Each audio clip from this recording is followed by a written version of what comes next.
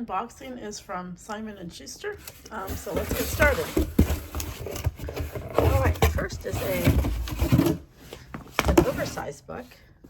It is from North South, In the Garden with Flori by Sonja Danowski. It has a really sort of classic, old-timey, like Grimm's fairy tale type vibe from the illustrations. And here is, I thought it was a goose, but that's just a watering can. All right, oh, beautiful end paper. Reminds me of wallpaper. And this is translated from German by Marshall Yarbow. And looks like a summer vacation story. Flori is the dog, and it's Lynn.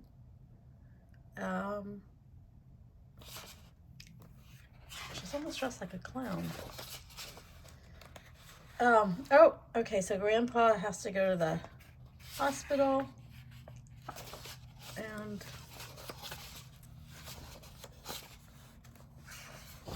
what is this? The story of her. Oh, look, she's got a special bee house, which you use for, like, there's these solitary bees in New England. They don't live in hives, and these type of homes provide shelter for them. Okay, well, so then she goes to the garden.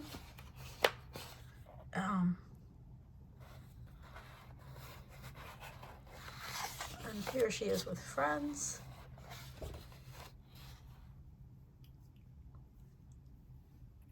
And they're rescuing the snails. So it's definitely an art and garden story. It looks like maybe they're taking care of the garden for their grandpa when he's in the hospital. And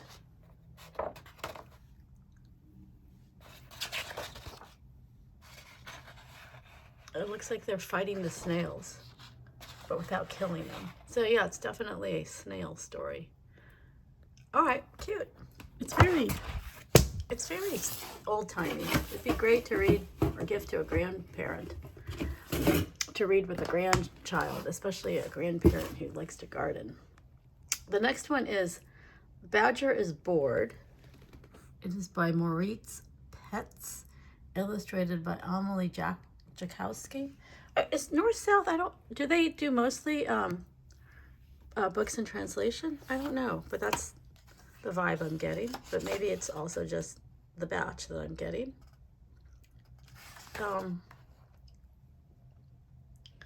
So it looks humorous. Badger wakes up. Badger is bored.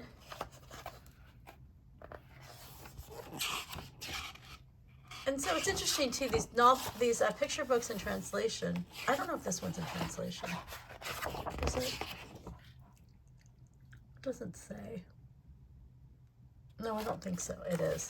But it definitely is more text heavy than a lot of the picture books I've read more recently. But it's definitely a story of Badger and his friends entertaining themselves, using their imagination. And, going on a treasure hunt. Really, it looks like a fun book for summer when, kids are looking for things to do. In the very end, there's sort of ideas of how to play and entertain themselves the next day, which also can be inspiration for kids. And the last book is Mr. Gray and Frieda and Frolie by Binette Schroeder. Also has a very European illustration vibe, kind of very old-fashioned, but also very expressive. Okay, it starts with a quote by Goethe. All theory, dear friend, is gray, but the golden tree of life springs evergreen. Well,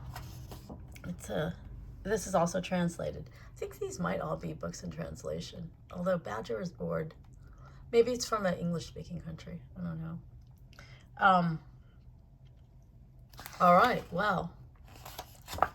Okay, what I am noting from the beginning is how the font is very tiny.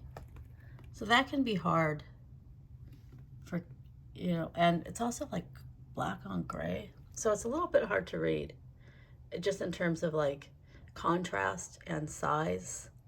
But, you know, as a read aloud, I think it's perfectly fine.